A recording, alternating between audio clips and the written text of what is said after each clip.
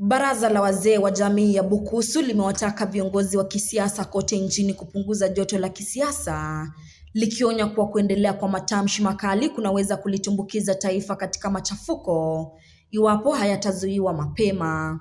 Hatutaki watu watoe mtomo. Tunataka mtu uongee kwa matendo ndio umefanya. Watu wa kuongea juu yako. Usiongee kwa mwenzako.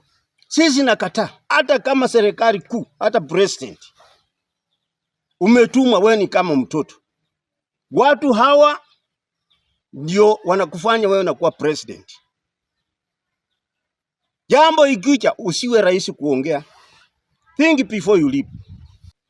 Watu wawe na mahono ya kujua kwamba tunataka tutetee ukweli na upate ukweli. Uongo utoke. Usikae ukiwasia mwenzako mabaya ati kuongea juu ya mwenzako. Hiyo ni baya sana. Akizungumza zaidi, wazee hao wameilaumu serikali kwa kile wanachokitaja kwa kushindwa kutekeleza kikamilifu ugatuzi, wakitaja kufungwa kwa viwanda kadhaa nchini. Wanasema hali hiyo imechangia kuongezeka kwa ukosefu wa ajira miongoni mwa maelfu ya vijana wanaohitimu kila mwaka kutoka taasisi mbalimbali. Ya ugatuzi ilikuwa ni competition ya maendeleo. Kila sublocation ingekuwa na industry. Kwa sababu watoto wanasoma, watafanya wapi kazi? Kila location, kila sublocation, mkasa anafanya nini kwa area yake? Kwa sababu watoto hao wakisaliwa, tukisema wanasoma wataenda kufanya wapi kazi? Wakati huo huo, katibu wa baraza hilo ambaye pia ni kiongozi wa dhehebu la Juda Israel ameitaka jamii ya Bukusu kudumisha umoja. Amewataka kurejesha katiba ya jamii hiyo katika eneo alilokamatwa nabii wao Elijah Masinde, akisema hatua hiyo itasaidia kurejesha mwelekeo na mshikamano wa jamii. Tena sehemu hii Mungu alimrudisha huyu mzee, katiba ikaandikwa hapa. Sasa saa hii ndio inatawala Bukusu Council of Elders na Bukusu kwa jumla.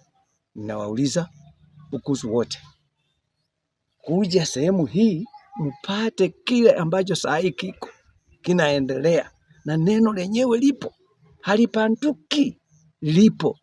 Na tena mchunguze kwa nini Mungu anatafakari na kwa nini Mungu kila mara anatuma watu, kila mara anatuma manabii, wanakuja wanaondoka, wanakuja wanaondoka. Na hii sheria ilipoandikwa hapa inatawala kwa Wabukusu ama haitawali?